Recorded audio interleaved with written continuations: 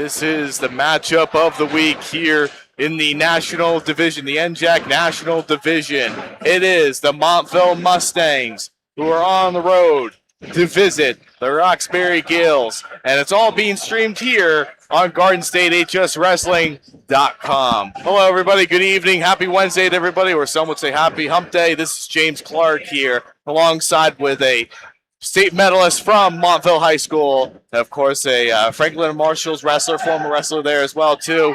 And it is very grateful to have him on the broadcast tonight. Noah Fox, great friend of mine. He is here joining the broadcast tonight. Noah, thanks for coming on to the broadcast. Thanks so much, James. I'm excited to be here. Yeah, this is a great matchup. I know we were talking about it briefly between these two teams. Roxbury coming in with a 4-6 record, had a nice string of wins over the weekend. They wrestled really tough against Westmore Central, and a tough matchup there with them, 45-29. Also some other wins as well too along the way with Livingston and Holmdel as well too. 4-6 overall, but they're 2-0 in the division, beating Morristown and Mendham. This is a very crucial matchup here for Coach Roman. But talk a little bit about what are your thoughts on this Roxbury's team based on from what we've seen so far. Yeah, it's looking like a good team. They're looking tough out there. It's early in the season, just coming out after the new year, so knocking some rust off, but I think they'll probably pick it up in the second half. Yeah, I think, this Roxbury team is very young. They're very hungry, and they only have 4 seniors on their whole roster, too, including Charlie Basinski is one of those hammers for this program, along with Nolan Monahan and other underclassmen as well, too, sophomores of Jaden Riley and Jaden Montalvo, who are also sophomores that are all sprinkled in the lineup as well. So this team lacks a little bit of experience, but they have some guys and great leadership in that wrestling room that's going to really push them over the edge to try to really compete here tonight. Yeah, definitely harp on that experience. You said they only have 4 seniors in that team. That senior experience is big, especially when it comes down to those big team matches where bonus points matter. Being a senior, knowing when to get those bonus points and knowing when you can give them up is an important thing. Yeah, definitely. And this is a team that I've also been kind of keeping an eye on this year with me being an employee here at Roxbury High School, of course. But many of the things that I've been talking to with Coach Roman about this team is their upper weights have potential to really pick up bonus points where they really need to. They just also lack experience up there, too. I know Tamino and McMullen as well, too, and the other senior wrestler at 285 as well. Some of these guys have potential to really showcase some stuff, maybe do some great things in the dual meet season. So they'll really have to prevail and really keep on going in as the future weeks go on with, like, the MCTs and other tough matchups coming up as well for them. So they'll have to just kind of keep bonus points, minimize bonus points, and gain them when they need to. Definitely. Talking a little bit about Montville now? Yeah, definitely. So we'll go right over to Montville. Of course, I know you are very familiar with this team. Coach Brian Capral over here, 10-1 on the year. They are currently 1-0 in the division for the Montville Mustangs over here, having a win and a very good one over Par Hills last Thursday night. But this Montville team is 10-1 overall, 1-0 in the division. Their only loss is coming to a tough Ramapo team that they've wrestled over the weekend. But no, I know you know this team very well right here. They're really great record for them so far is what they've started out with, and they have a poise to really kind of cap things off here if they can get the win tonight. Talk about your thoughts on this Montville team. Yeah, the Montville team, ever since I've been there, it's always been a team that focuses a lot on their conditioning. Sometimes conditioning can outwork technique, but they had a tough loss against Ramapo earlier this week, and 37-35 was the final, so it really comes down to bonus points a lot of the time. They lost on their last match, where their Montville wrestler got pinned. So talking to Coach, there might be a few guys out of the lineup today, so I traditionally say this would be a Montville favorite match, but we might be in for a good one. Yeah, and as you said, too, Montville's got some kids also kind of similar to Roxbury, but definitely has a lot more experience on their team as well, too. Who are some of the wrestlers that they can lean on to for this year? Luke Manieri, Alex Rodriguez, Alex Husty, all some good wrestlers who went deep into the region last year, so we can look for some good matches out of them. Yeah, and I think it will definitely come now. The biggest question really for these two teams, really, how are these teams going to have to end up beating one another? What is it really going to come down to? I think getting wins from the guys that they don't traditionally lean on. Montville's out a few guys, so there's going to have to be some guys that step up in the lineup. And Roxbury's got a lot of young wrestlers, so you're going to have to see those young wrestlers step up and fill those spots. And the other thing, too, that I always talk about, and Noah, you could also probably agree with this as well, too, but that coin flip also, not many wrestling fans really understand how crucial coin flips are, but this definitely is going to mean it in one of them, and that tells the story right there, the coin flip with that Ramapo match with Montville, as well as their 1-point victory over Morris Knowles last week as well. That coin flip is very crucial for both of these teams. If they want to come out on top, they have to rely on that coin flip to go their way. Exactly. There's a lot of strategizing that the coaches do behind the doors, and that coin flip can come in big later in the match when it comes down to the last 1 or 2 matches and bonus points. Yeah, and that's something that we're going to have to really look forward to. Of course, you could expect some of their top hammers, for both of these teams to get bonus points, but it's all going to come down to the guys that really don't, and maybe there could be some new guys that are stepping up into the lineup tonight, but it's all going to come down to the coaching, as you said, strategizing as well, too. Absolutely. In this match, this could play big in the league champion. Both teams undefeated in the league right now. So we'll see how this match ends up. Yeah, and I think this will definitely be a crucial one, too, because if Montville wins out here, if they beat Roxbury tonight, they may have that control in that national division of the NJAC. Because they'll also have to wrestle after Roxbury. They'll still have to wrestle Randolph. They'll still have to wrestle Mendham. And they'll have to wrestle Morristown as well, too. So those are all teams that they will have to also wrestle into this division to also keep themselves alive. And I think it's very well possible, but it's just going to have to come down to as far as like where they kind of need to rely on some of their guys that they don't usually lean on very much to do it tonight. Absolutely. And, it's still early in the season, so like we were saying, Roxbury's 4-6 right now, but there's plenty of time to turn that around, plenty of season to go. These guys are going to be wrestling for another month, 2 months, and injuries come into play. The weight cut comes into play, so we still got a long season to go. Oh, yeah, definitely, and that's something that's really special about this wrestling season now is that you could start the wrestling practices or you could start scheduling your matches 6 days after you start practice. So those early season matches, what kind of feels like scrimmages at that point or pre-matches, really make that big difference as well. And then the extra week of extension of the season this year with Atlantic City being pushed back to the second weekend of March also makes the season drag out a little bit more too. So definitely, as you said, Noah, definitely a lot more mat time for both of these teams. They'll definitely prevail in the end. Yeah, definitely. It's gonna be interesting to see how that longer season affects these wrestlers. Getting into the long break and Atlantic City being a little bit later in the year. Yeah, definitely. And that's something that I know both coaches will look for those guys to do that this year. So, of course, while we're doing that, let's go ahead. Let's talk about how you can follow us on social media. You can follow us on social media on Facebook at GardenCHSWrestling.com, on X at GardenCHSW, and on Instagram at GardenCHSWrestling. And, of course, where you're watching on YouTube, like and subscribe down low on our YouTube page. Hit the notification bell. Be in tune with all of our live stream coverage that we have here on Garden CHS Wrestling. It's your teams, your counties, your site. And do you own a local business? Become a sponsor. And you can send an email to admin at GardenCHSWrestling.com.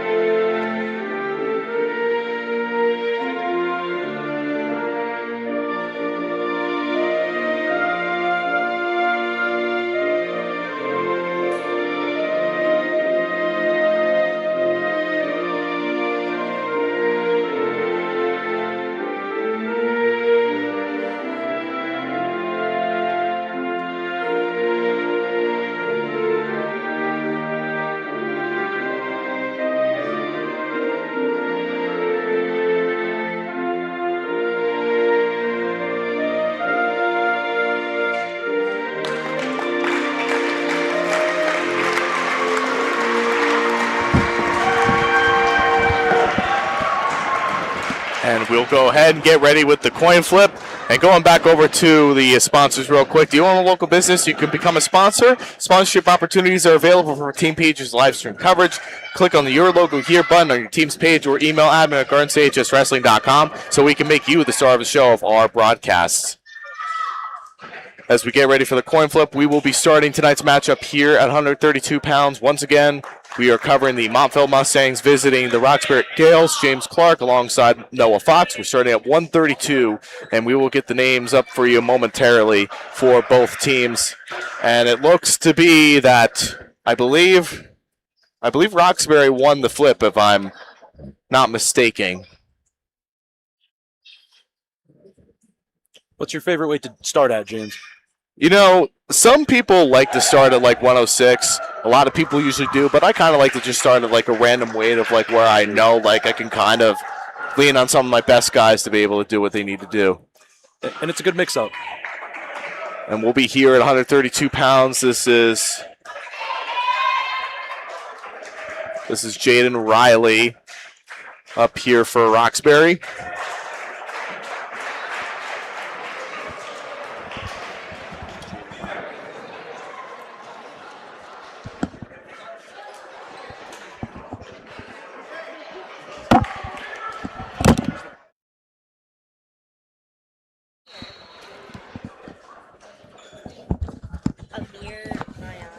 And then we'll get started here. Riley going in on a quick takedown for the Gaels. And the Montville wrestler is Amir Miazid. Amir Miazid for some back points here. He's looking for the fall on Roxbury, but Amir's doing a good bridge here. If he can look to get out of bounds and get a fresh start. Yeah, and this is definitely something that Roxbury will want to start off with this quick 6-point lead here for them as they get the pin in 31 seconds. Is Roxbury, and they're up 6-0 already over the Mustangs. And that's the way you want to start off a duel, James. Get the intensity going, adrenaline up. Get your team on the board. And then we'll get started here. We'll go to the 138-pound weight class after that big pin for Roxbury.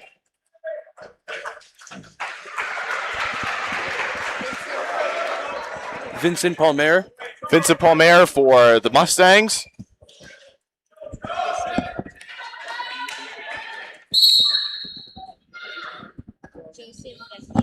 And this is Joe Vecchio for Roxbury.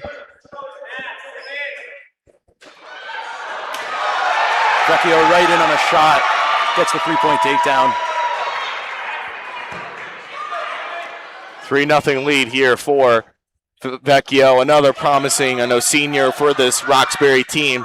Definitely leaning on him to do some really big things. And from what I've been talking with as far as coach is concerned as well, he's really liking the leadership that he's been leading for this team this year. Action slowing it down a bit here after the takedown right off the whistle. Both guys looking to feel the other out.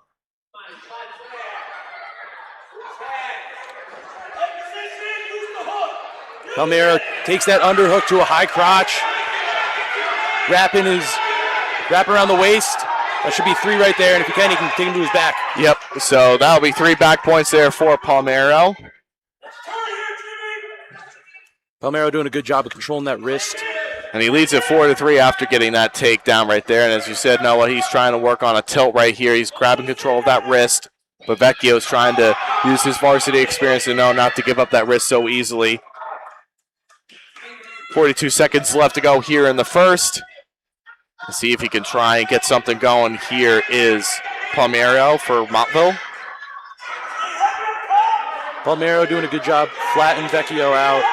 These rides at the end of the period are really big, James. You know, if they can get out of the period 4-3 without letting up that escape, that could really help you out later in the match. Yeah, that's something that we always talk about when it comes into big matches like this as well, too. Like, coaches always hate giving up those last-second points because they're very much crucial in a match when you give up those last-second points. Absolutely, and right there, that's a big mat return by Palmero, and that should take him to the end of the period, 4-3 leading Vecchio. That's going to be the end of one period. But Palmero of Montville leads at 4-3. And we're going to go into the second period.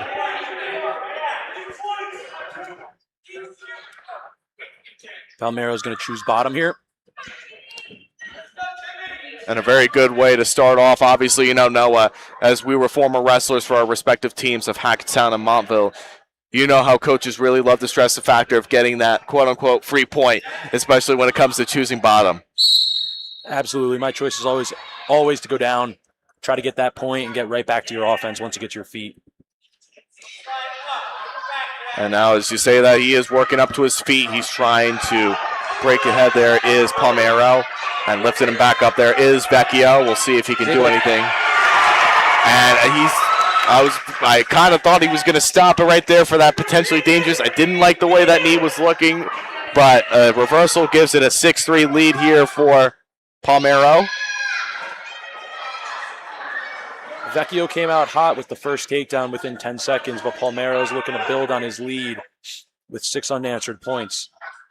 Yeah, I mean, he's definitely been on, and after that quick takedown by Vecchio, it's been a Palmero match so far. He's been really taking advantage of this. Vecchio's got to look to get a foot on the mat. Oh, that was a great Grammy roll and escape. A beautiful Granby, the best one I've probably seen this season. A 6-4 advantage here for Palmero. And a dump for Vecchio. He's going to need the takedown as the gym is getting loud on the Roxbury side. The youth wrestlers from up above on our right definitely going big in this one. He's going to pop his head out. He's going to be near the 3, and he gets the 3. That's a 7-6 lead here for Vecchio as he remains on top.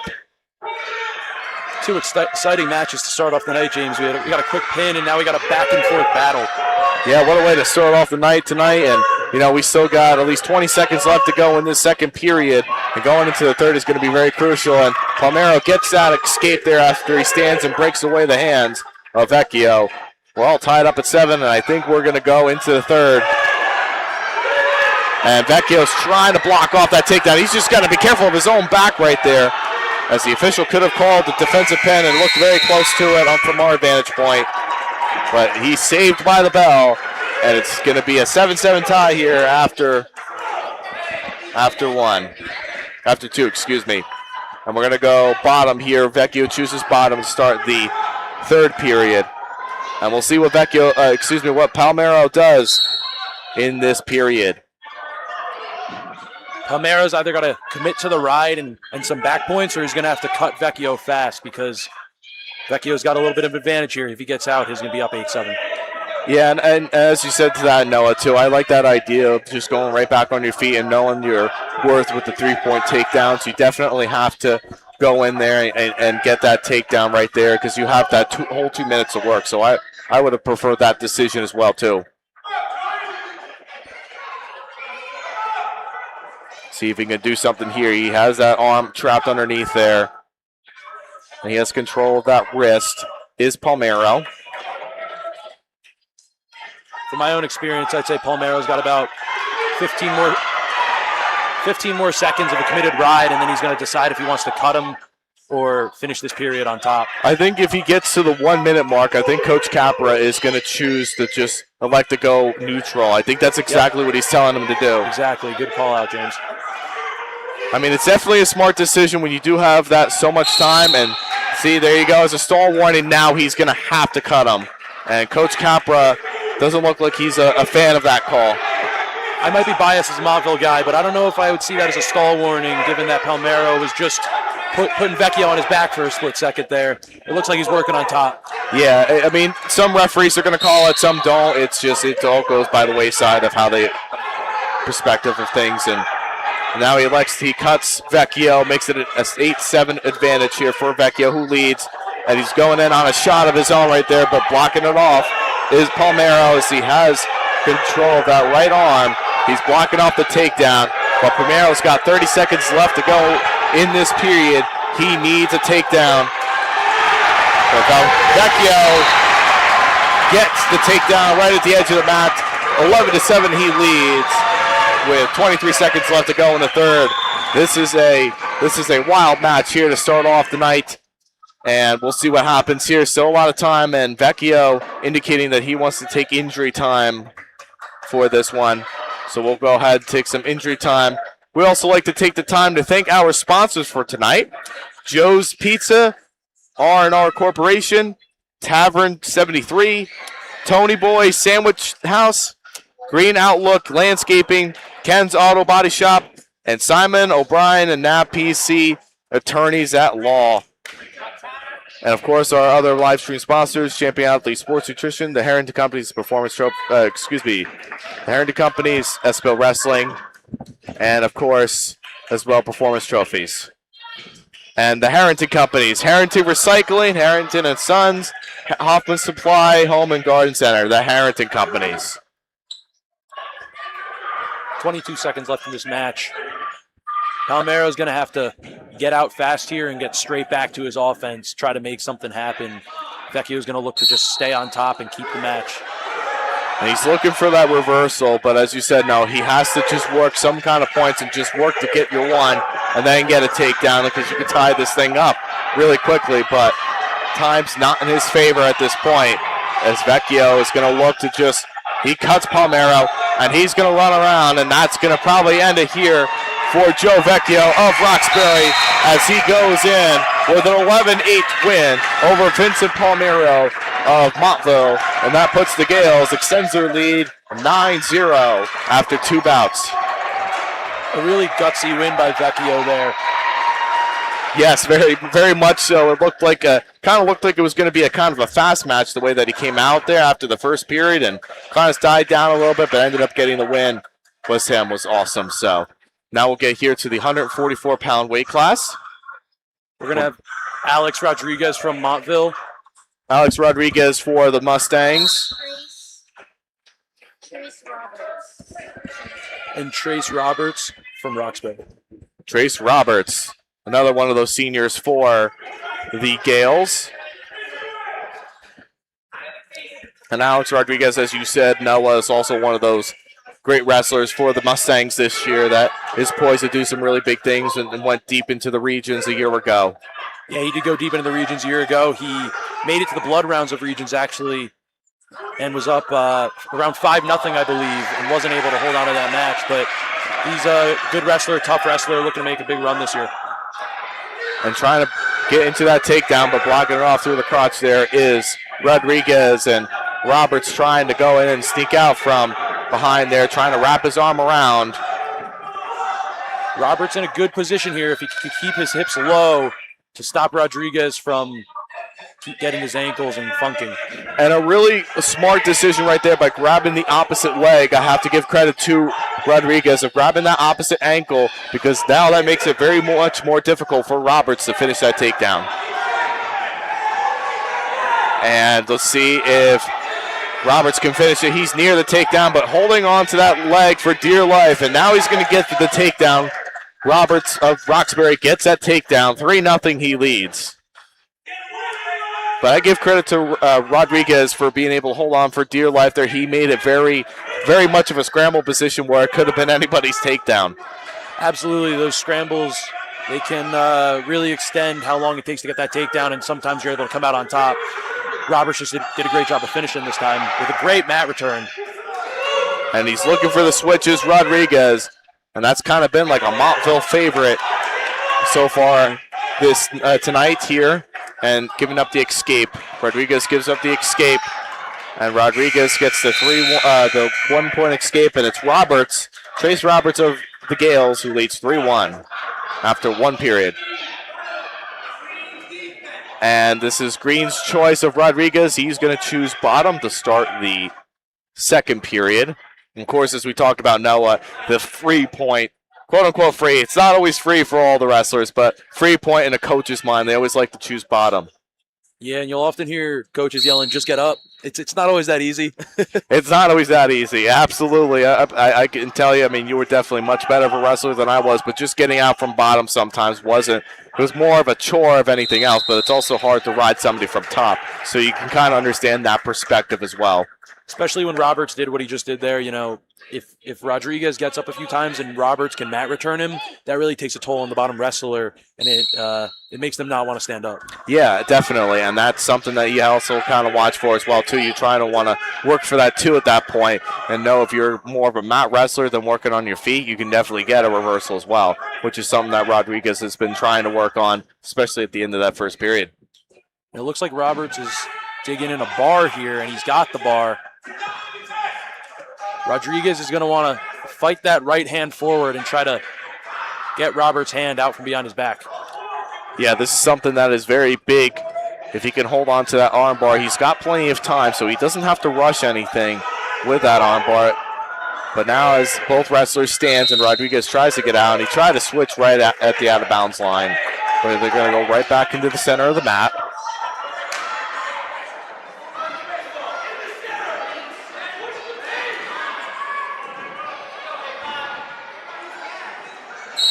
And now both wrestlers will stand. We'll see what he can do from here. And Rodriguez trying to peel apart those hands right there of Roberts. And as you said, there you go. You see the reversal. That's something that Rodriguez was looking for. And we're all tied up here at 3. Immediately throws that left boot in. He's going to try to work Roberts flat here, and he does. And if he can ride out this period at the very least, that's going to put him in a good position going into the third. Yeah, definitely, and that's going to be something that's really huge. Throwing those boots, and if you know you're very good at riding, especially on top like that too, you're solid. You can go into the third period and, it'll be Roberts' choice. You can elect to cut him because he'll likely choose bottom and go back on your feet, or ride him again and get some back points. And if Rodriguez can put a good ride on Roberts this period, Roberts might not even want to go down in the third period. Yeah. Something to keep in mind. That's also a very good point you brought up there too, Noah, as well too. Especially now at the end right here, Rodriguez has been able to break down that base of Roberts for the remainder of this second period. Very interested to see where Roberts goes in this period. That's going to be the end of 2 periods right there, with Trace Roberts and Alex Rodriguez all tied up at 3 apiece. It's going to be Roberts' choice. He's going to go defense. Again, a decision that, we kind of thought would have happened. But he's going defense to start. We'll see what happens here going in to this period. And a 1-point escape. I kind of figured that was going to happen. Coach Capra elected to cut Roberts to make him go neutral and just try to play the takedown game at this point. And that's what we were thinking Palmero should have done last match. Good shot by Roberts. But Rodriguez is able to stuff his head and hook that ankle. We're going to get a takedown for Rodriguez, and it's going to be a 6-4 match. And a very crucial takedown that Rodriguez absolutely needed. And he's trying to throw in that crossface, trying to see if he can throw in that Turk, is Rodriguez. And we'll see if he can do just that with more than 30 seconds gone in the third. And he throws in those boots yet again. Those boots are tight on top, getting Robert flat on the mat, and that is not a comfortable position. Not at all, especially if you're the bottom wrestler. If you're not good with defending legs right there, that's always a position you always hate to be in. Coaches always say the best way to get out of boots is don't let them in. Yes, definitely. 1 minute left to go here in the third.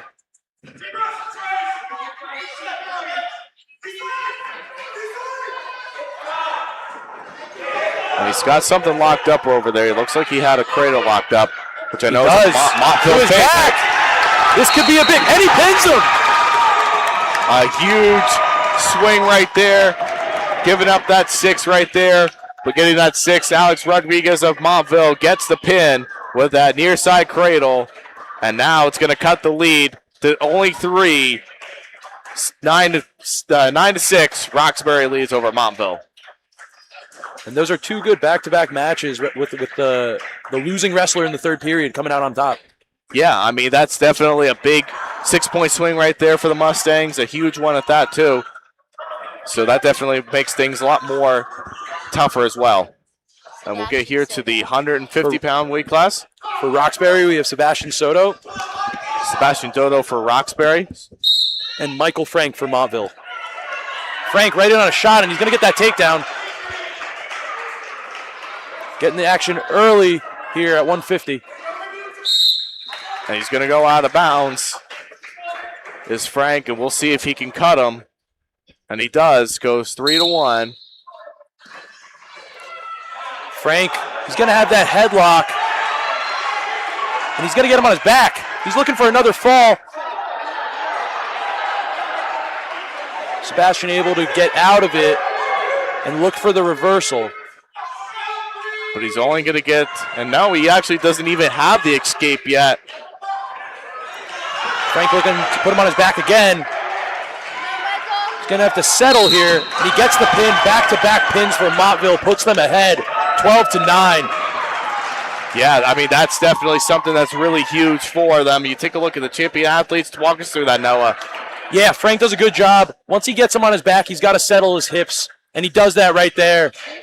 Montville takes a 12-9 lead, and like we said earlier, this match could come down to bonus points. And coming up here to the 157-pound weight class right here, it's not Charlie Basinski, which is fine, because I'm sure they're going to save Basinski at the 165 matchup. Matthew Hypes for Roxbury. This is Matthew Hypes for Roxbury. And Jackson Maholan for Montville. Right in on a front headlock, and he's going to keep chasing that hamstring, doing a great job at burying his head under the arm. If he keeps circling there, he should come out with that takedown. He's got that cradle locked up right there. He could get it. That's a Montville favorite, is those near side cradles. And he's going to come up and split the legs. And going to get 2 additional back points on top of it as well, too. 5-0. Mulholland leads this over Hypes. A lot of fireworks here in these first few matches. Oh, my goodness. I mean, definitely both sides have been going absolutely bonkers.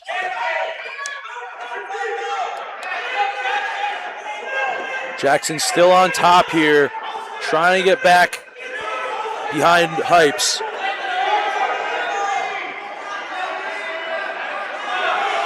Trying to dig that ankle out.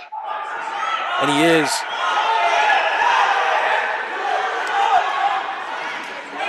Mulholland very stingy on top. And that's definitely going to wear on Hypes over time as he's looking to dig that cradle again. He does have it. He's got Hypes on his back, and he's got the pin. And back-to-back pins for Montville. Puts him up 18-9. Mulholland does a great job at burying that head, locking up that cradle, and settling his hips on top. That's another big pin for Montville. And coming up here at 165, as I said, Noah, we are going to see Charlie Basinski bump up here to 165. And let's see if they forfeit. Nope, they don't. The Basinski's going to show up here. He's ready to go, and he's definitely one of those wrestlers this year. He is poised for a huge senior season. He wants to cap it off, going to the region finals, placing down in Atlantic City. This kid's got a lot of big goals this year.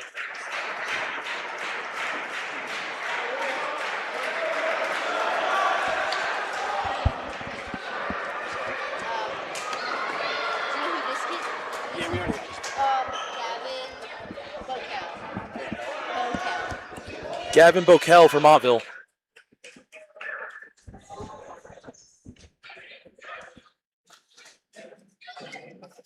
Roxbury needs 6 here, and this is where Coach Roman is going to definitely depend on Basinski to get that. And then coming up at 175 and 192 are also going to be very big too. But, you know, I'm kind of interested to see really what they're going to do with Monahan, who usually wrestles 75, that they'll bump him up to 90 today. Yeah, and that's where the strategizing is going to come in. We already got one wrestler bumping up on Roxbury from 157 up to 165, and I'm sure we'll see more throughout this match. Trying to get in on a shot of his own there is Basinski, but Basinski gets taken down by Bokel. 3-0 he leads. And just the strength that you see with Bokel right away on Basinski is like, it's insane to see how strong he really is.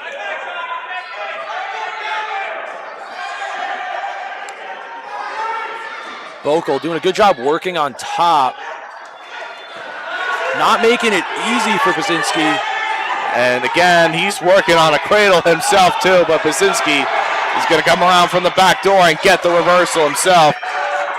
Great job by Basinski just staying with that position and getting that reversal there. Under a minute to go in the first period. Basinski trails 3-2, and this is definitely, with what it's turned out to be so far at least, a very, very decisive 3-2 lead here for Bocal of Montville.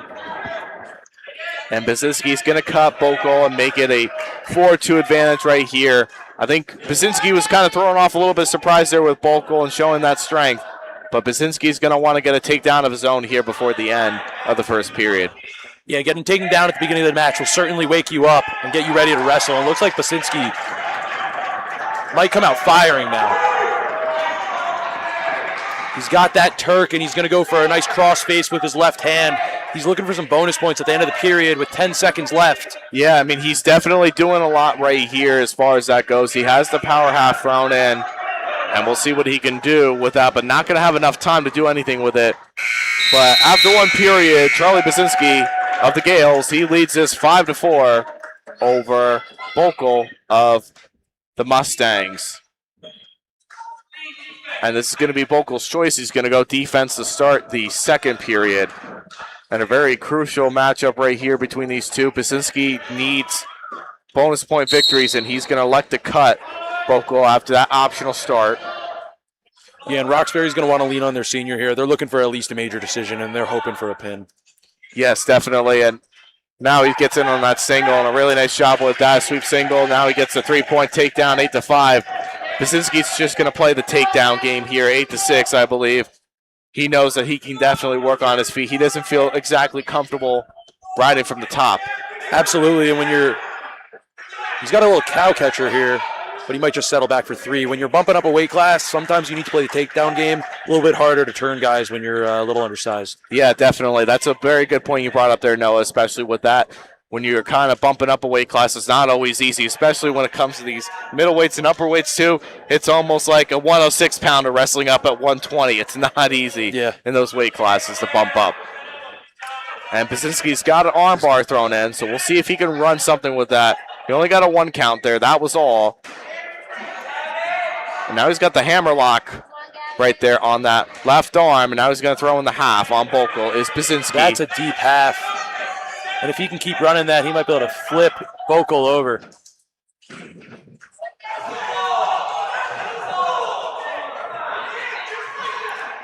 And the officials just looking in to ensure that not a whole lot is being given up here for Basinski, for Basinski, as he is the top wrestler, just wants to watch to make sure those arms don't get out of hand. But we're under 30 seconds left to go in the second, with Basinski holding on to it. He's got him on his back, and that's a pin for Roxbury. A big one at that. It's going to make it an 18-15 match.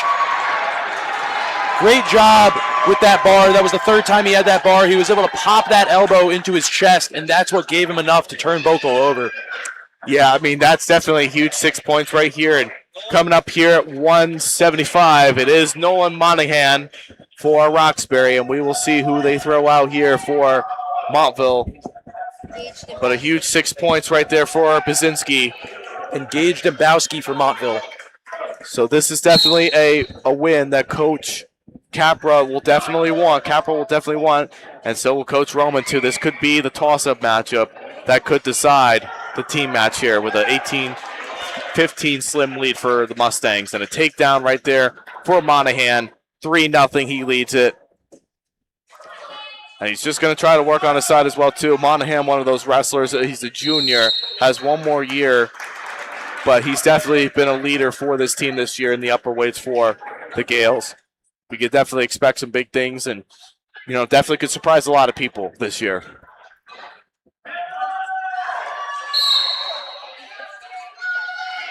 As Dembowski's trying to stand, but Monahan making things a little bit more difficult for Dembowski. And trying to see if he can run something with that. Now he's got the head lever thrown in. He's got that one-on-one on Dembowski's left wrist, keeping him flat, doing a great job there. And I see he's working that left leg of Dembowski, able to throw in a half on the right side. Monahan just doing a great job at keeping Dembowski flat. wearing that bottom wrestler down, and that really takes a toll on you later in the match. It really does. And, as you said, sometimes coaches think it's like a free point for you to get out of it, but it's not always the case. And the escape goes to Dembowski. 3-1, Monahan leads this. Dembowski back in on another shot. And he might be able to finish this, Noah. If he can kind of find a way to get out of Monahan's whizzer, he could get the 3-point takedown. But we'll see what happens, and nothing given up there, and that's just great upper body strength by Monahan to be able to know where he was and be more aware of his mat awareness. And now he's in a front headlock. There is Bendowski. Dembowski does a great job burying his head. No takedown yet, though. Monahan got back to his feet. He pulled him back on top, which is not a great position for Dembowski. Yeah, that's always going to give you up a takedown every time, and Monahan will get the takedown off of that. 6-1, he leads this after one, and that'll be the end of one period. We're also, just so everybody also is aware too, we are also streaming three other matches, really. We have our Lighthouse Network station down by the Jersey Shore that's streaming the St. John Vianney and Southern match at Southern. We're also at the Watchung Hills at Phillipsburg match, and we're also streaming Hackett Sound at Lenape Valley tonight as well, too. So if you want to tune into any of those streams, please go ahead and do so. Some great matches that we have on our channel. But we're here at Roxbury High School bringing you the action between the Montville Mustangs and the Roxbury Gaels. James Clarke alongside with Noah Fox. Here, the former Montville wrestler. And a stall warning given there by Dembowski, but he's going to cut Monahan, and a very smart decision to be able to do that.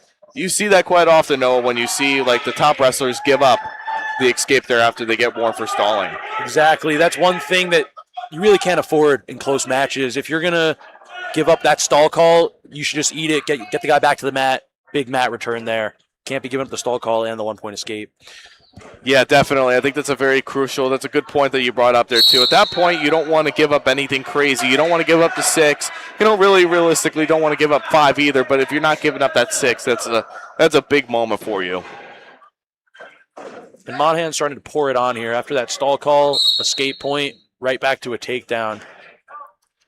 Yeah, Monahan is one of those guys that we've seen this year. Definitely wrestles at his pace in the first period, but then he really turns it on in the second and third periods of his matches. And I think you could see that hard top ride by Monahan start to wear on Dembowski as he's starting to slow down. Another big mat return for Monahan. He has control of that wrist right there is Monahan. We'll see if he can do anything with it.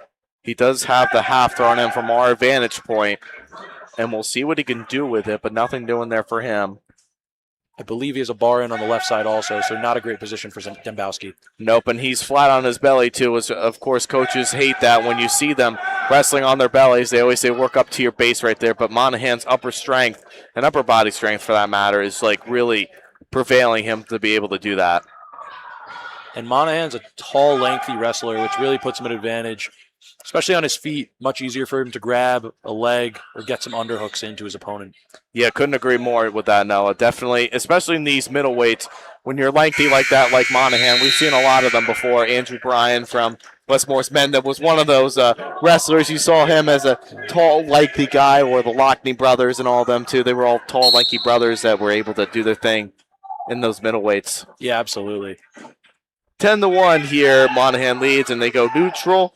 Monahan is close to the takedown, but being blocked off there is Dembowski.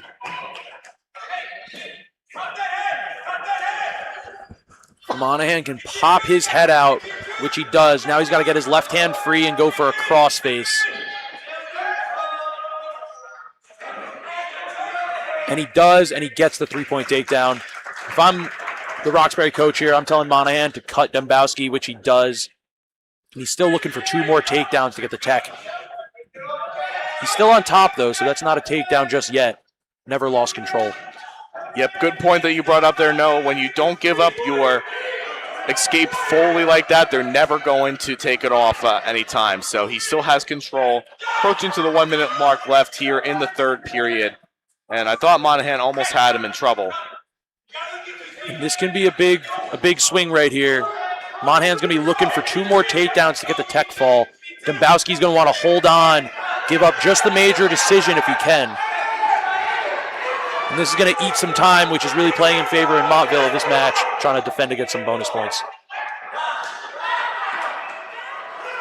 30 seconds, almost more than 30 seconds left here in the third period. Monahan leads in a major decision, 13-1. He definitely wants more, but even if Dembowski gives up 4 right here, and now he gets the takedown, 16-2 he leads it. He's going to cut him one more time. He wants that tech fall, is Monahan. Dembowski being a bit strategical here, and it might work to his advantage by not letting Monahan cut him because he dives back in on that leg. With 10 seconds left, it looks like we're going to get just a major decision for Roxbury, which is a 2-point team swing compared to a tech fall. Sorry, a 1-point swing. Yeah, Coach Capra didn't really like that at the end. He thought there should have been a reversal, and wouldn't have really mattered either way, but a major decision win for Monahan, and he's hyped up after that one. And it's only a 4-point win right there, but hey, that's a win really for Montville, only giving up that major with what looked like would have been a tech fall right at the end. And now we'll get started here with the 190-pound weight class. This is Christian Tamino for the Gaels. Christian Tamimo from Roxbury. And Augustine Hoffnauer from Montville. Augustine Hoffauer for Montville.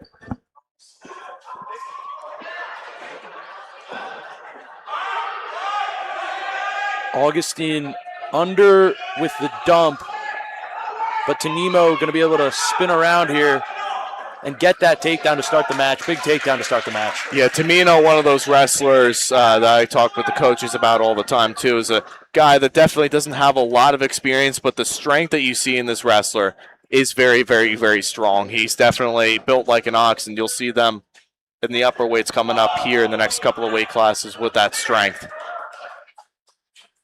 But Tamino leads at 3-0 as he is just trying to work his ways of what he can do from the top position right here and his strength. But Hoffbauer doing a really good job. He's actually holding on to that wrist. He's not trying to get caught up in anything. He's kind of spreading out his hands a little bit to not give up the wrist so freely.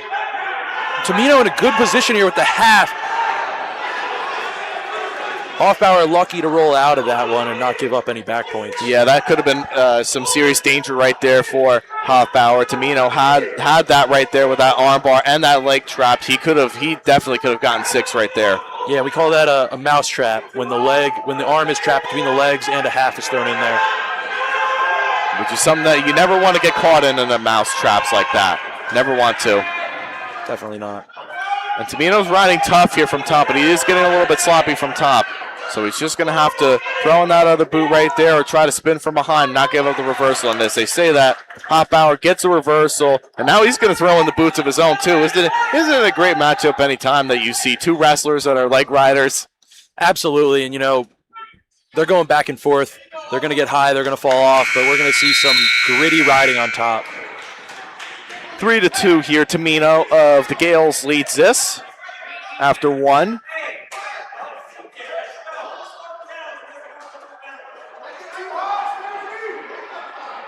And it's going to be Hoffbauer's choice. He's going to go bottom to start the second period.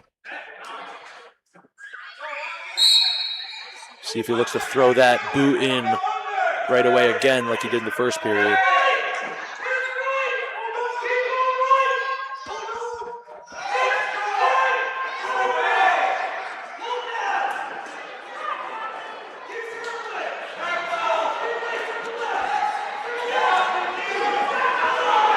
Now he's trying to get that leg thrown in there is Tamino. But he's also got to watch himself too because he did give up that reversal to Hoffbauer just earlier. So he's getting a little high again, James. He's getting a little bit sloppy from top, and if I'm Coach Roman, I would say just elect to go from top in his. He gets warned for stalling right there, which is kind of a good point. I kind of saw a little bit of that riding from parallel a little bit, not doing a whole lot. But I would think if Coach Roman is probably looking over to his coaching staff over there, I think he wants to cut Hoffbauer because once you get warned for stalling like that, that's kind of very hard to be able to do anything from your top. You might as well just go right back on your feet and get another takedown. Yeah, and I think that was the right stall call on top. Anytime you sit in that side headlock from the top position as the top man, you're going to get warned for stalling after too long. Always. You always do. And now trying to stand right back up there is Hoffbauer, and could be a little bit more danger, and gives up the reversal once again. 4-3, Hoffbauer leads it. He goes once again right back to the legs, and he's going to try to see what he can do here for Tamino. This would be a nice little toss-up matchup here for the Mustangs if they can hang on. But more than 30 seconds left to go in the second, and it's a 4-3 advantage. Hoffbauer leads this 4-3. He's got to make sure he doesn't lock his knee under his foot there, because that is an illegal position. But yeah, the official's kind of looking in on that, I think, a little bit too, just to make sure nothing gets a little bit too sticky from there. 15 seconds left to go in the second, and Hoffbauer is holding on. He's riding in for dear life, and he's looking tough while he's doing it too, and it's a 4-3 advantage as we enter into the third period with a Hoffbauer lead. I'm interested to see where Tamino goes here. Ridden out 2 periods in a row by Hoffbauer once he got on top. He's going to go neutral. Coach Roman definitely indicated go neutral, and that's a smart move by the coaching staff over there. They know that they cannot get out from bottom. They got to go right back on their feet. And this is going to be a good finish to this match, James. Tamino with the takedown, clearly dominating in the neutral position, but Hoffbauer able to get the reversal both times. And even if Tamino gets the takedown, if I'm Tamino, I would cut Hoffbauer again, and then even see if you can just get another takedown. But you have to also keep in mind he's also been warned for stalling as well. And Tamino holding on. He is doing a good job with that sprawl. He does have the shoelaces to the mat. He throws in a nice little wizard himself. He spins from behind, gets the takedown of his own at 6-4. And near the escape, and he gets the escape right there, is Hoffbauer. Makes it now 6-5. Hoffbauer is going to want to look to get out of that front headlock, get a fresh start, as he does with the stalemate call. And now he's going to have to turn things on with just over a minute to go in the third period, down by 1 point. And it looks like his headgear kind of came off a little bit. So it's going to be on the officials' time, and they're going to work on that headgear and get it fixed. They're going to switch off on that. So why don't we go ahead, let's talk about our social media. Follow us on social media, on Facebook at GardenStateHSWrestling.com, on X at GardenStateHSW, on Instagram at GardenStateHSWrestling, and of course, when you're watching on YouTube, like and subscribe down low, and also hit the notification bell as well, too, for all of your wrestling streams. It's what we call GardenStateHSWrestling.com. It's your teams, it's your counties, and it's your site. We'd like to take the time to thank Estebo Wrestling Club, located on 7 Allwright Road in Hackettstown, New Jersey, technically really at Bud Lake, New Jersey, but Hackettstown address. The Estebo Wrestling, run by one of the greatest wrestlers of all time, of Justin Estebel, who has done a tremendous job building up the wrestling club. If you want to be a great wrestler, if you want to do the best of the best, Estebo Wrestling Club is the way to go. And we'll get ourselves right back into the swing of things. 6-5. Tamino leads this, and they're going to go right back on their feet. We have 1:06 left to go here in the third. Hoffbauer's been in on the leg a couple times in good position, but Tamino's defense has just been too much for him.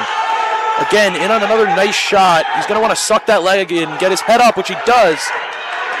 Circle and cover lips. He's got to keep circling here. And he's going to be near the takedown. He gets the takedown. 8-6. Hoffbauer leads this. He's going to look for more. And, of course, Coach Roman is just indicating for him, just get up.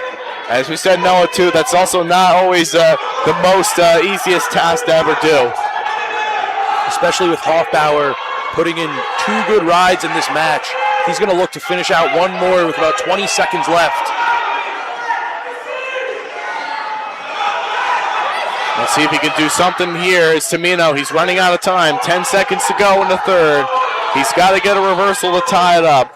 But as you said, Noah, it looks like that Augustine Hoffbauer is going to escape with that toss-up matchup, 8-6, and win it here for the Mustangs. It's going to put them back on top, 21-19.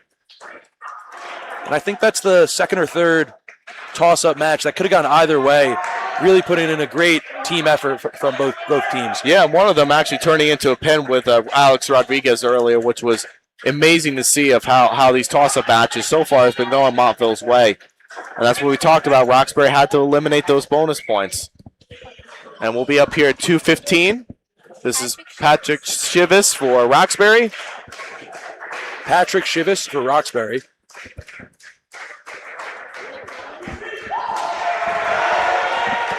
And Alex Husty for Montville. Alex Husty, another one of those pound-for-pound wrestlers for the Mustangs. Husty, traditionally a heavyweight for Montville, weighed in just under 215 today, so he will be wrestling at 215. Looking to go heavyweight the rest of the season, though. And you're looking especially to get some big 6 points here. Shiv is definitely a good wrestler in his own right, so he'll definitely give Husty a run for his money for sure. But as you said, Husty gets that takedown quick. 3-0. And the way that he's wrestling a little bit, he kind of reminds me of a former Montville wrestler that I'm thinking of, Laerdon Lecca, a little bit. The way that he's wrestling, how Lecca wrestled for the Mustangs back in his day, that's the same exact way as how he wrestles. Yeah, Lecca was a 220-pounder at the time before they had the 215-pound weight class, but he really wrestled like a 150-pounder, really athletic kid. Took second in the state of New Jersey, and Alex is looking just like a lightweight as well. Another wrestler as well, too, I'm thinking of, too. I think you know him quite well. His name's Parker Fox. Yeah, I think you're related to him somehow. Was a great quick wrestler for heavyweight as well, too, in his time. Absolutely. But it's great to see any time that you see like heavyweight wrestlers or 215 wrestlers wrestle like lightweight. It's almost like it's like a culture shock. You never seen it before. Absolutely. And, you know, James, I haven't been around high school wrestling that much in the past 5 years, but I've seen a lot of good top riding in this matchup today. Yeah, it really, Montville really has been doing a great job with just riding on top, but they're also sticking with like some of their favorite stuff, and it's kind of been working out for them every time with those near side cradles, cross-face cradles, getting those takedowns, leg riding. Like you could just see like Coach Capra, and as you know him very well too from your day here as well too, has been really coaching this team up to really wrestle the team that they really are today, and working all those things that Montville's traditionally known for. Absolutely, and Coach Carl Monaco is also in that corner. He's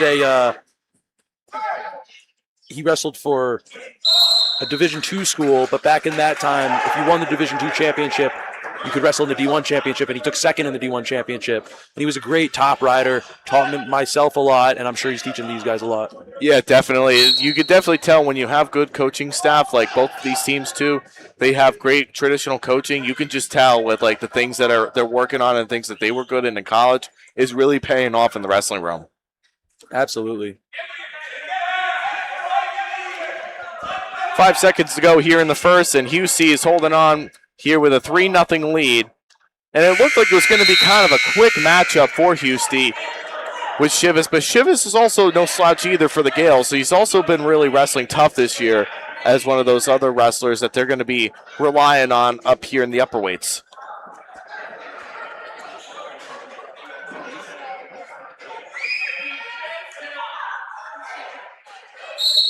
And with Husey choosing bottom to start the second period, Shivis is going to get his chance on top, and we'll see what he can do from here.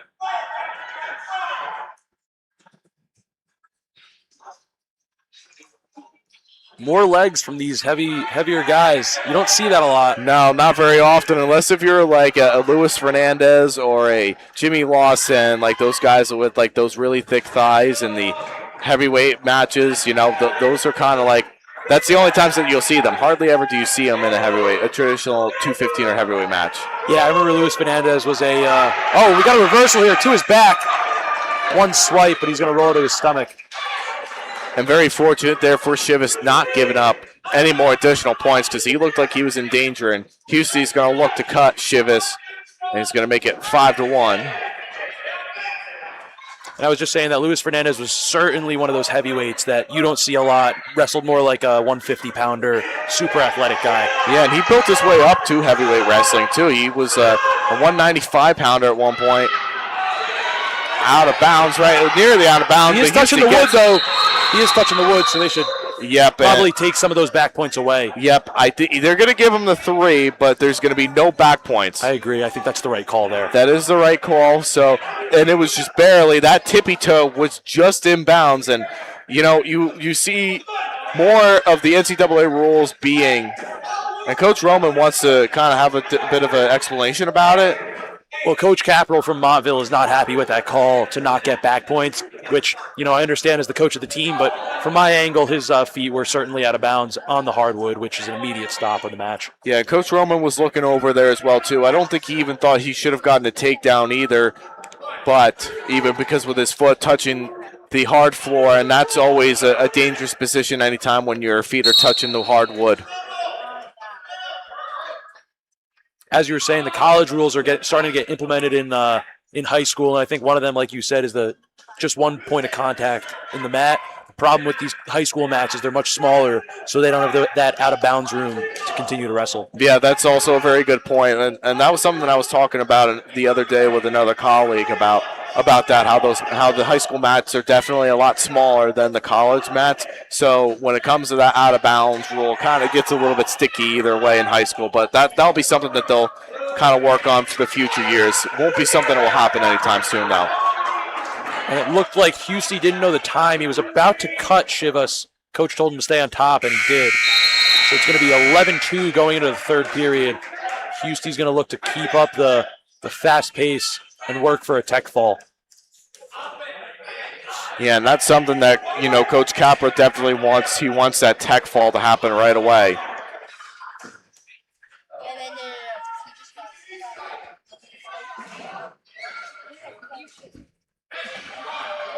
And going into that third period now, Husty of Montville and Shivas on top. He chose top to go into the third period. He's got control of that wrist there, is Shivas. Merkel ride. Shivas is going to try to work for the big move, but slipped out. And it's not the biggest reversal in the world because he's going to get his 1 point, so it's still a 1 point difference. Yeah, definitely. And even getting that reversal still makes a big difference. Now he's going to try to pop his head out from the outside. And I think yep, all right, so he got the escape there, Shivas, 13-3. If Roxbury can give up this 4 right here, this major decision, if this score can hold up for the Gaels, this is technically, that'll be a win, even though it's a loss on paper for Shivas himself in an individual record. But this is really about the team right now, and that's a win really for Roxbury, because you have a couple of other kids that you're going to be coming up with and matching up with later on. You'll still have Jaden Montalvo that's also waiting as well, one of those other wrestlers that's promising for the future of this team, the sophomore.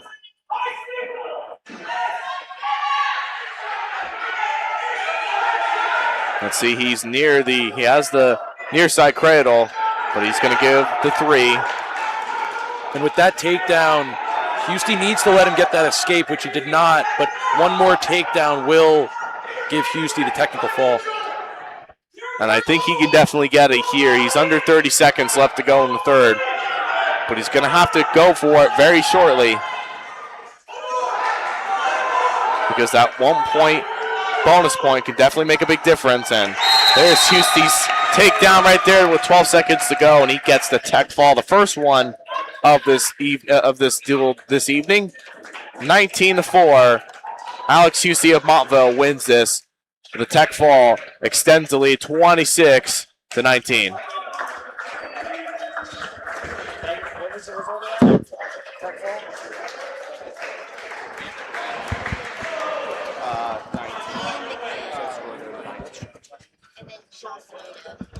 For Roxbury, we have Ian McMahon, and for Montville, we have Sean Zamota. 106. Oh, no, I'm sorry. No, we're at heavyweight.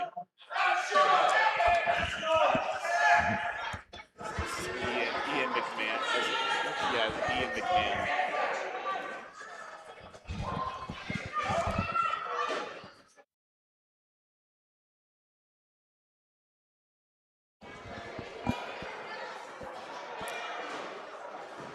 Hand fighting by both guys, feeling each other out. Not much going on early in this match, 30 seconds in.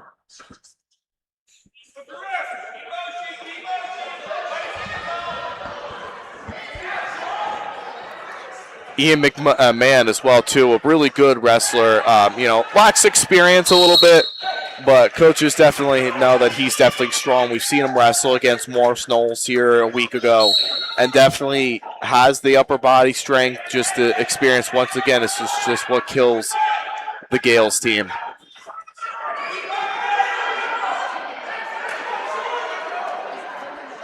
Some good action by both guys early on in this first period. Yeah, and it's honestly, these are kind of like two lighter heavyweights. These aren't like the traditional heavyweights that you usually see in this weight of 285. They're very light heavyweights. Yeah, I know Sean Zamota's usually a 215-pounder, and I would be guessing that McMahon is also probably right around that weight. Yeah, like that 215 heavyweight. I know they've been kind of bumping around the lineup. I know their usual heavyweight that they have is currently injured right now. He's a senior, so he hasn't gotten a whole lot of mat time since the match with Hanover Park. But they probably look forward to get him back. But for the time being, they can definitely live with McMahon being the heavyweight wrestler for this Gaels team. McMahon doing a good job with that front headlock, putting Zamota in an uncomfortable position. But once again, both guys just going back and forth, trading blows.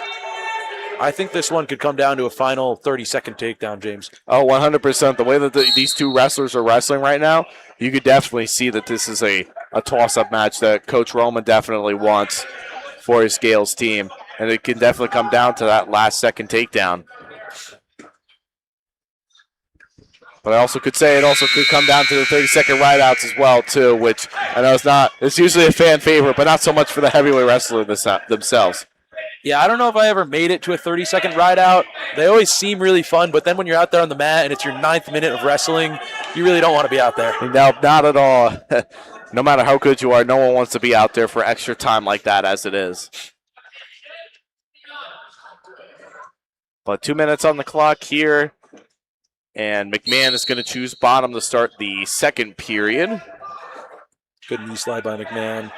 And this also could be very crucial as well, too, Noah. If you get that escape, if you score in any sort of way in this period and you go into the third, and then if the match happens to go into overtime for whatever reason, too, it can go right into the open rideout and you get choice.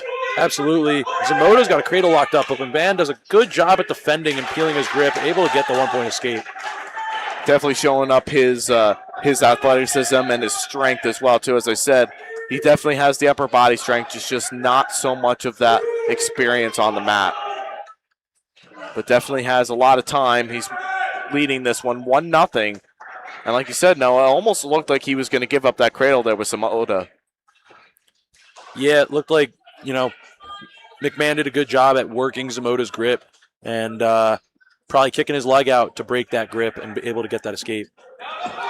A headlock attempt by McMahon. Zamota able to get behind as McMahon slipped. No points yet, though. And Zamota able to get the takedown. That's a big 3 points.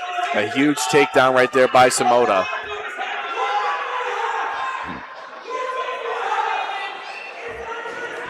Roxbury coach is looking for a locked hands call. But if it did happen, the ref did not see it.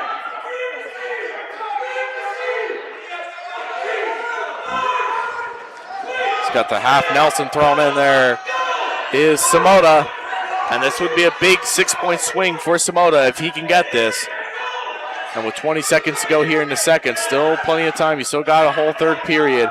But if you're the Gaels, you got to start winning some of these big matches right here, especially this one. And I've wrestled with Zamota a handful of times in practice, and he does do a great job on top, looks to wear the guys down, definitely goes deep into that match. Yeah, he definitely has a lot of strength in his matchup. And that's going to be the end of 2 periods. And Zamota leads this 3-1 over McMahon. And this is going to be Zamota's choice. He's going to go. Looks like he wants to go bottom to start the third period, excuse me. And if I'm McMahon, I would cut him and go right back on my feet and give it a 2 minutes to work on my feet to tie the matchup. I do the same thing, James. And there's a caution right there on McMahon.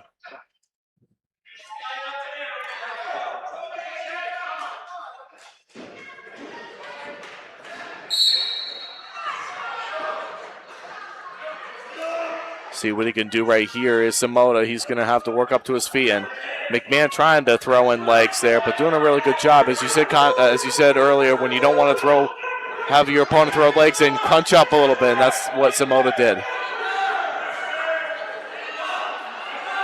McMahon almost able to get one in. He's really committed to this ride. Yeah, he really feels confident, doesn't he? He really feels confident that he can ride out or turn. Absolutely, and sometimes that's what you need. You got to believe in yourself that you're going to get those back points and you're going to turn your guy. And if you can get a boot in, crazier things have happened. And he's committing to that ride, as you said, but he's got to be careful that he doesn't get warned for stalling, because now that Simota's being warned for stalling right here, as he is encouraging the bottom wrestler to get up or he's going to hit him. But now he hits McMahon for the stall warning, and I kind of figured that was gonna happen one way or another. So now Coach Roman is indicating McMahon to cut him and make it a 4-1 match with a minute left to go in the third. This is going to be a crucial takedown right here that McMahon needs to go into overtime. McMahon needs to put on a 60-second sprint here and work for a takedown at the end of this period. And and he does. And he gets a beautiful double, but Zamota's able to roll him out of bounds. Good positioning for Zamota to be on the edge of the mat there. Yeah, very fortunate right there. I really would have thought if there were a couple of inches, a couple of extra feet inbounds. In on another shot. What were you saying? Sorry. Yeah, no, I mean, that definitely would have been those couple of extra feet inside of bounds. McMahon definitely could have had it. And that was the second time that just happened, too. So as you said, this is like a marathon for Simota at this point to just hold on for dear life as he leads 4-1. And I think McMahon might have one of those good shots left in him, one more, with the time and the amount of energy that each one takes. And a stall warning on Simota, the first one of this match. A takedown is needed, and in between the legs is McMahon. Not a great shot there, as the third time he thought it would have been a charm, and it wasn't. And Simota was able to counter off of it with a takedown of his own. And that will more than likely ice this match with about 10 seconds left. As it's going to be a regular decision, so Montville will have a 10-point lead over Roxbury. And there's only 4 more bouts left to go right here. It's still anybody's match here in this duel, so you never really know what happens. But with 4 matches to go, it's kind of getting close. It's kind of getting towards the end. You got to have to think that the coaching staff are talking to both of their teams and really talking about and strategizing how are we going to end this match. Yeah, and with 4 matches to go and a 10-point lead for Montville really just needs 2 more matches, 2 more wins. We also like to take the time to thank Serenelli and Associates Accounting and Tax and Consulting. You can visit them at serenellicpa.com, or you can give them a call at 973-927-3300 for all of your taxing needs. With tax season just around the corner, Noah, I'll definitely be looking into finding him as well, too, as my accountant for the tax season. We have Ali Fala for Roxbury. And Benjamin Clegg for Montville. Benjamin Clegg here for the Gaels. Oh, sorry. Benjamin Clegg for the Gaels and Ali Fala for Montville.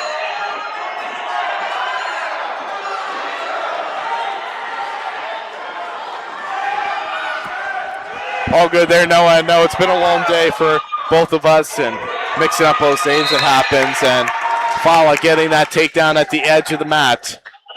3-0, he leads it.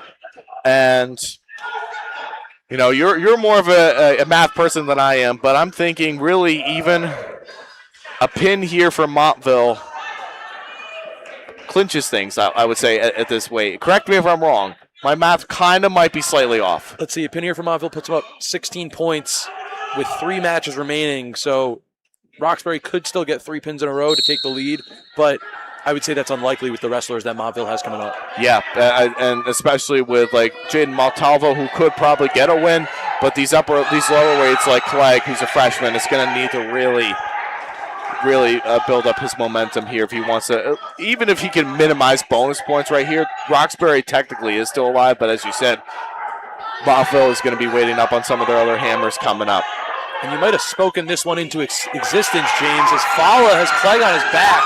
It's so often that happens to me as a play-by-play commentator. He's got to get his knee in the side there, which he does. He's trying to inch those shoulders onto the mat.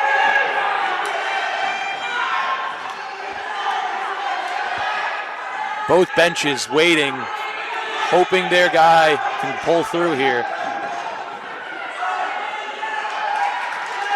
And Clarke able to get back to his stomach, which is huge.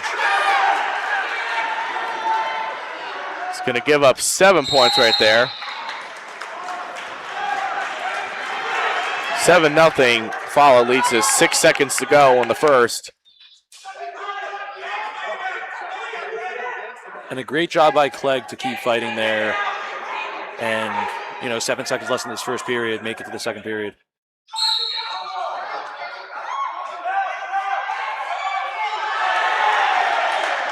Locked hands call against Fala.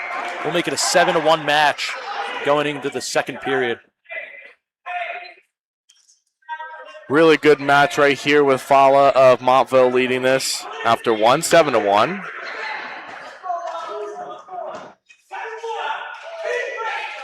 Capital really in his wrestler's ears the entire match. What's the coaching style by Roxbury's coaching staff? Yeah, they're all great coaches in their own right as well, too, but they definitely like to work on they like to be technically sound with their wrestlers. So they definitely like to make sure that they're doing all the technique stuff, especially in their lower weights, wrestle their match, and not really make a lot of mistakes. And Fala's going to get that takedown, 10-1. Gets the cradle locked up again. He's going to want to get hip to hip with Clarke here. And if he can get hip to hip, he can pull him back. Coach Capital telling Fala to get on his right side of Clarke. And that'll allow him to pull him back and get a knee in the side and look for the fall. And there it is. As you said, no, he's got that cross-face cradle locked up. But he just can't seem to really bring him back. Yeah, this is the position. There we go. And he's going to want to try to slide his grip that's more towards Clarke's knee down to Fala's neck. And that'll make it tight. That'll give him a better spot to get Clarke's shoulders on the mat. Right now, Fala's own shoulders were blocking Clarke's from getting the mat, and that was the issue. And you hear Coach Capra, he's yelling half, half, half. He definitely wants his wrestler to get the 6 because he's still insisting to stay on top. So Coach Capra and this Mustang squad, they definitely want that 6.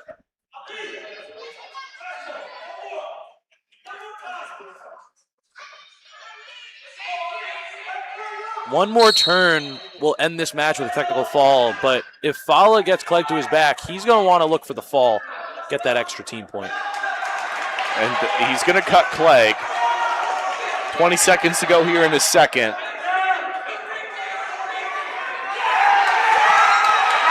that's going to be the tech fall right there for Ali Fava of the Mustangs.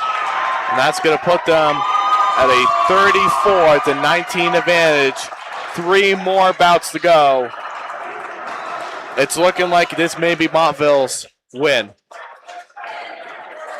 Yeah, we'll have to see how the matchups are these next 3 matches, but it's going to be tough for Roxbury to come back from this.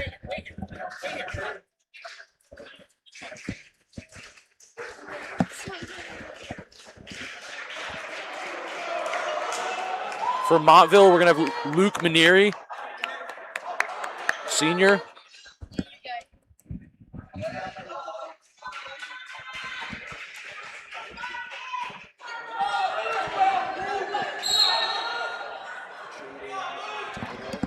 And for Roxbury, we're going to have Jaden Montalvo. Jaden Montalvo for the Gaels. And Luke Manieri for Montville.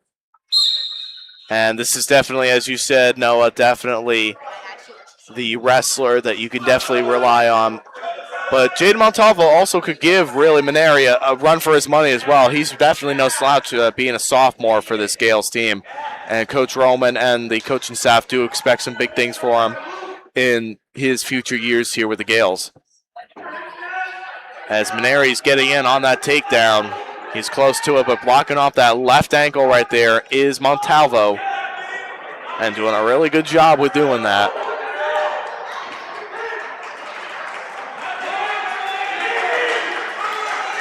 And a three-point takedown given there by Maneri. He leads it. Maneri's got the Navy with his left arm. If he can elevate that and pull Montalvo's left shoulder, he gets a back points. It's just what he does. And he's able to settle his hips and has Montalvo in trouble. He is able to roll out of it. And at this point, really, with Maneri being that one of those pound-for-pound wrestlers for the Mustangs, if he wins this match right here, if he pins in any sort of way or any sort of win for that matter, that will clinch it for the Mustangs in the win. And also will put them in the driver's seat for a very comfortable win with this one in the division as well.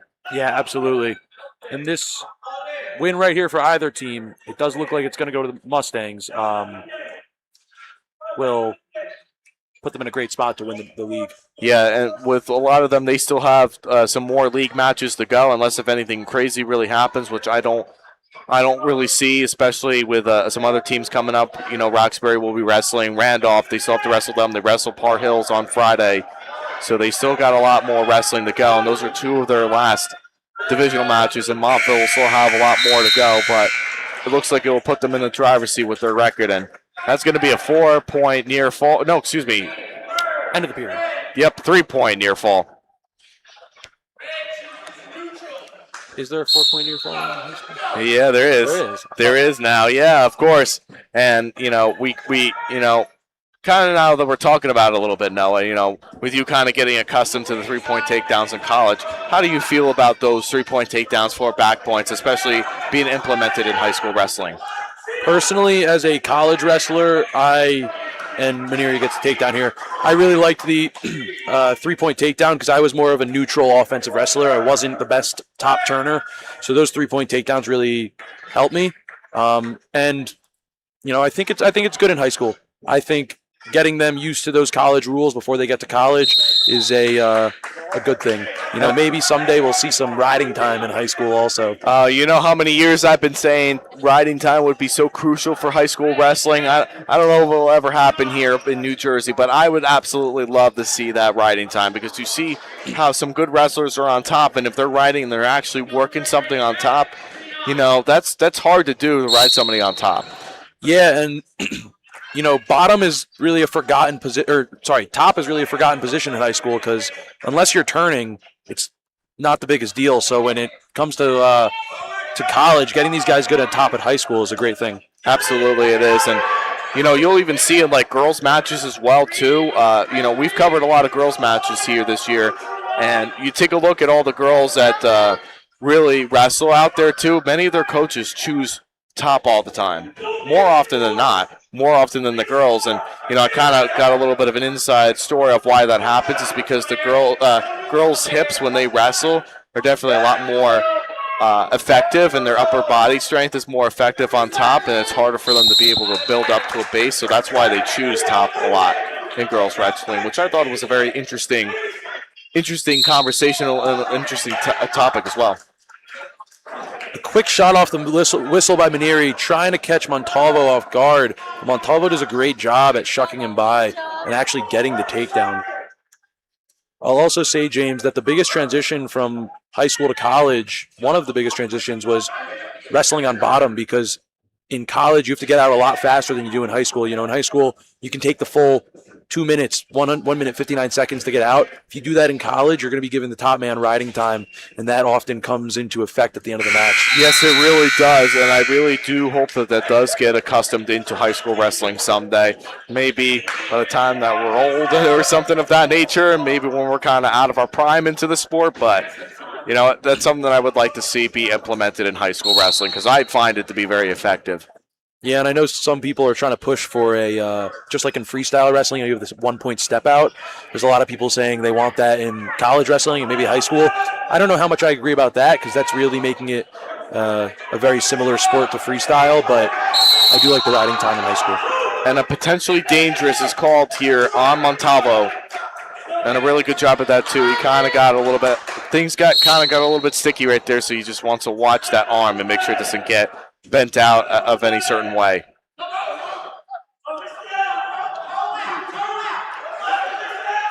But we'll see what Montalvo can do here. But any sort of win for the Mustangs here at this point in this bout right here is going to clinch it for them, no matter how Roxbury ends here.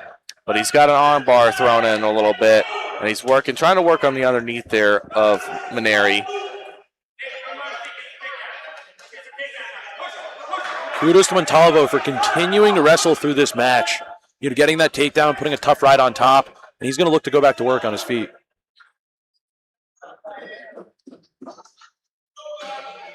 And a crazy thing here, too, with that 10-point lead for Maneri, if Montalvo gets that takedown, it's back to a regular decision, which is kind of wild to see how quickly you can rack up points with this new scoring system. Absolutely. And, that comes in to play big when you're looking for major and technical falls. Tech falls a lot easier to get now with those 3-point takedowns and 4-point near falls. Very much so. And you get to see them a lot in dual meets now. A lot more techs, a lot more pins, a lot more majors. You get a lot more bonus points than we did in our high school days. 20 seconds left to go here in the third. Maneri has a 10-point lead here over Montalvo. Montalvo with a nice shuck by. Maneri may have caught that bottom leg, though, so it's going to be a dogfight. Yeah, I think that's going to kind of wrap things up. It's going to be that major decision. Even if Maneri gets the takedown right here, it's still a major either way. And he does. Or no, Montalvo gets a takedown. A regular decision. Montalvo gets that takedown right at the end. Interesting right there on how that happened. 3-point decision, but that pretty much wrapped it up there for the Mustangs with 2 bouts to go. We're going to go into the 120-pound weight class. And that's a great match by Montalvo. It doesn't seem to matter much right now towards the end of the match, but if that happens in the beginning of the match, those are big bonus points not to give up. And you can tell Maneri was not very happy giving up that takedown at the end. Which one? I don't even know the So this name right here is Georgie for Roxbury. I'm not even going to attempt the last name. No. And we are getting Vincent Salvano from Montville. This kid. And it's Georgie Roscavelli for Roxbury. Yep. So definitely a great wrestler. Actually, he goes to Estibo Wrestling, is this Georgie fella right here. I'm not even going to attempt the last name. I see this wrestler in the hallways a lot during the workday, and really great kid. Definitely is really good, a very talented wrestler in his own right. I'll give it a shot. Looks like Rekviashvili, and he gets the pin as I say his name. It's going to make it a 25-37 match. Rekviashvili of the Gaels gets that 6-point victory for his Gaels team. And then we only have one more bout to go. And we like to take the time to thank our sponsors for today. Joe's Pizza, RAR Corporation, Tavern 73, Tony Boy Sandwich Shop, Green Outlook Landscaping, Ken's Auto Body Shop, and Simon O'Brien, NAP PC, Attorneys at Law, and, of course, Saranelli and Associates, Accounting Tax Consulting. You can give them a call at 973-927-3300. And we're going to have Evan Cortez for Roxbury and Ryan Salazar for Montville. Cortez with the front headlock.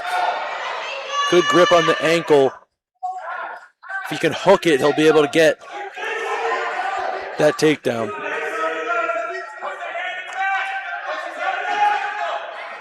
Rekviashvili, as I said, too, is a wrestler that will be doing some good things as well, too, for the Gaels team. And Cortez going to get in near the takedown right there at the edge, but nothing doing there for him. And that's going to be a 3-point takedown for Cortez. And making this now a 3-0 lead for him with approaching to the 1 minute mark left here in the first period.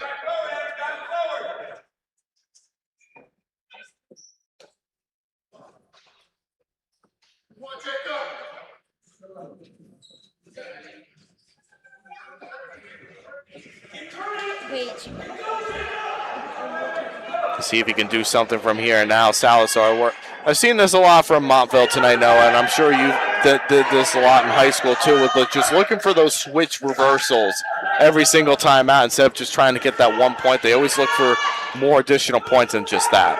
Yeah, and as the bottom man here, a switch isn't. Oh, we see another switch.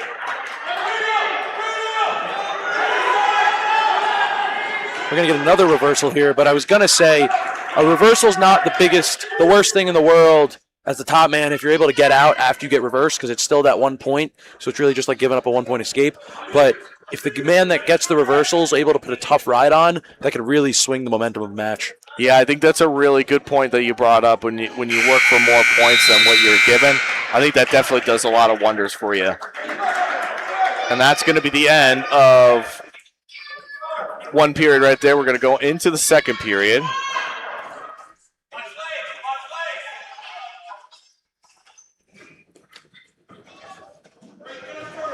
And it's going to be Cortez's choice. He's going to go bottom, with him leading 5-2.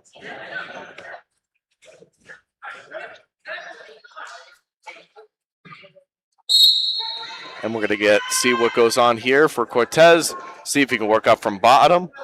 And Salazar on top. He's going to try and put him right back on top. Nice job by a mat return.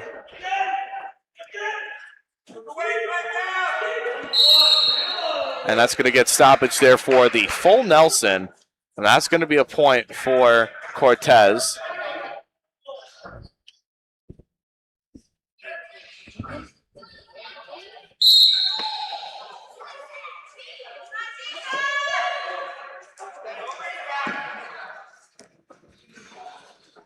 But a really good job right there. He got that penalty point, 6-2. And you're going to look to see what could Salazar really do here in this period after getting called for that. Sometimes that's kind of like a momentum shift after giving up a penalty point like that. Yeah, and best thing to do is just put it out of your mind and get right back to work, which he's doing here with a couple back swipes. That's going to be at least a 2 point near fall. And that's something that the official is holding at this point in time right now.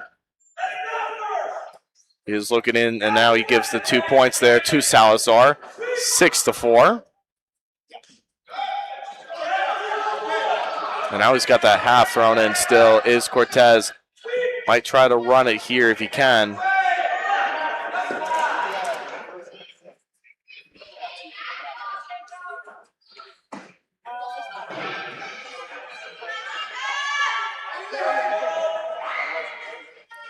Riding tough here, I gotta say. Really riding tough here is Salazar. Yeah, and with that 2 point near fall, put him right back in this match. And a takedown would tie things up.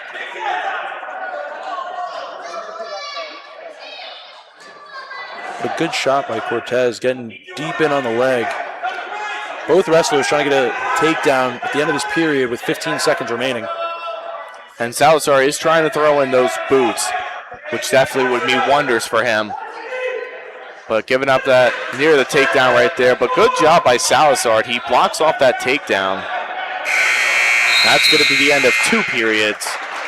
And it's a 7-4 lead here for Cortez of the Gaels, who leads us over Salazar of the Mustangs. You know, Coach Capital, he's constantly out on the mat talking to his wrestlers, and I can give a quick shout out to my head coach at the time, John Kripp, who he was always out there on the mat in my ear, and that really gets you going as a wrestler out on the mat sometimes. Yep, Coach Kripp has done a really good job with you guys over the years over at Montville. Has also come out with some state sectional championships, and including a Group 3 championship in your year of 2020 over West Essex. Yeah, absolutely. A big match there. And Salazar is looking to put Cortez in trouble. Cortez was putting Salazar in trouble, and Salazar answers with some backs of his own. He gets a 2 point near fall right there, and 9-8 he leads this. Is Cortez A little bit of that skirmish right there between the two wrestlers. We're getting some fireworks at the end of this match.